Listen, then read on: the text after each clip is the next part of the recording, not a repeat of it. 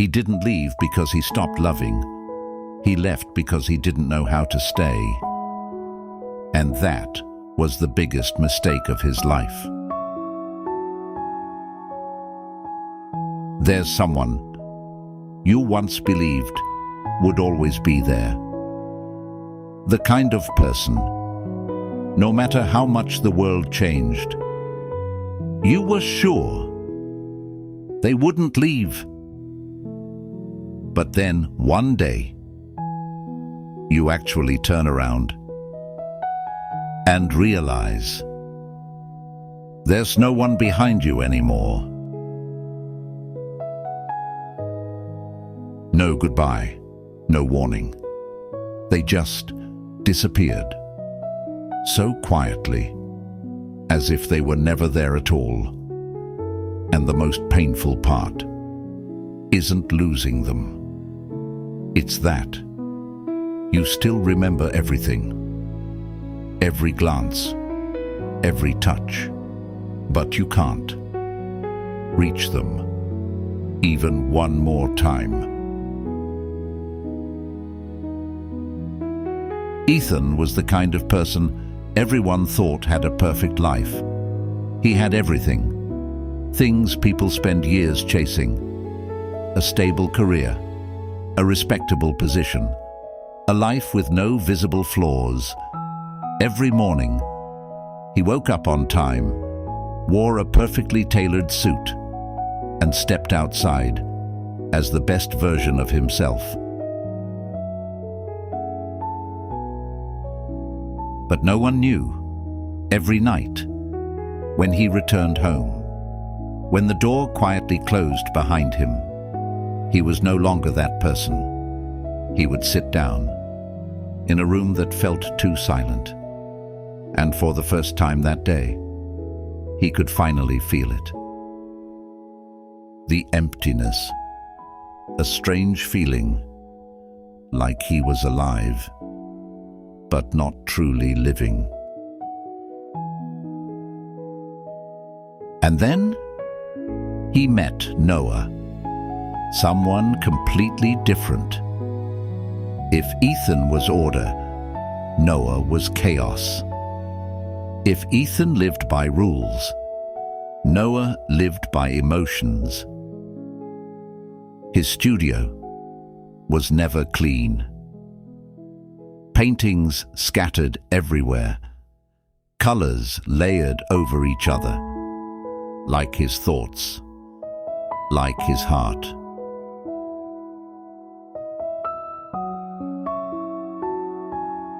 But within that chaos, there was something real, so real, it made people uncomfortable. Because if you looked closely, you'd realize he was hurting. The first time Ethan walked into the studio, he only wanted to buy a painting. But then, he stopped.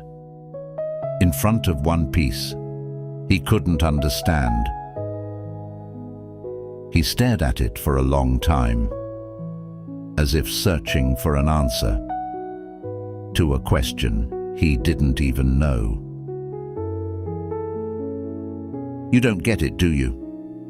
Ethan turned around, and that was the first time he saw Noah. Calm eyes, but so deep, it felt like he was being seen through, not his appearance, but everything inside him.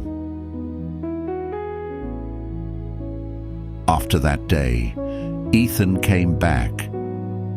At first, because of the painting. Then, because of the conversations that never really had an ending. And eventually, he realized he was looking forward to those moments more than anything else in his day. They didn't talk about anything extraordinary, just simple things. But somehow, every time he left, he felt lighter, as if someone had understood him without him ever needing to explain. There were days they barely spoke. Ethan read, Noah painted, sitting side by side, in the same space, yet lost in their own worlds. And strangely, neither of them felt alone. Some connections don't need noise, just presence. One night, the power went out. The room fell into darkness. No sound of painting, no turning pages, just their breathing.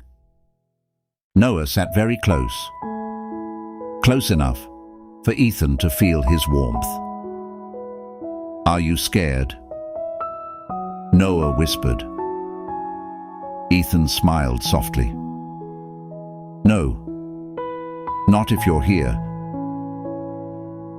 And for the first time, Ethan realized his heart wasn't beating the same way anymore. One day, Noah was exhausted. He sat there, silent, as if he was barely holding himself together.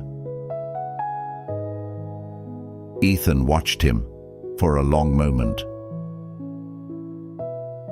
Then slowly, he stepped closer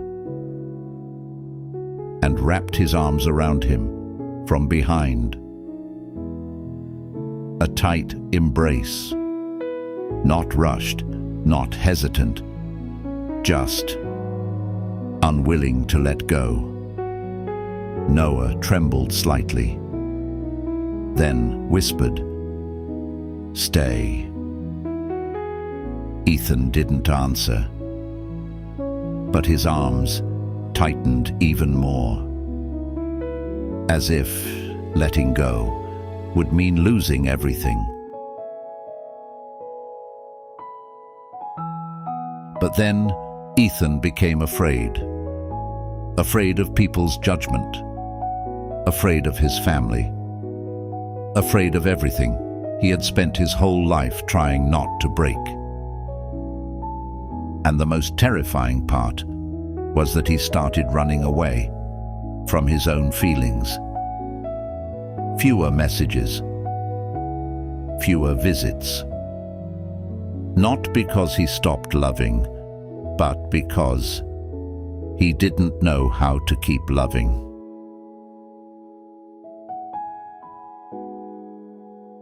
"Do you love me?" Noah asked.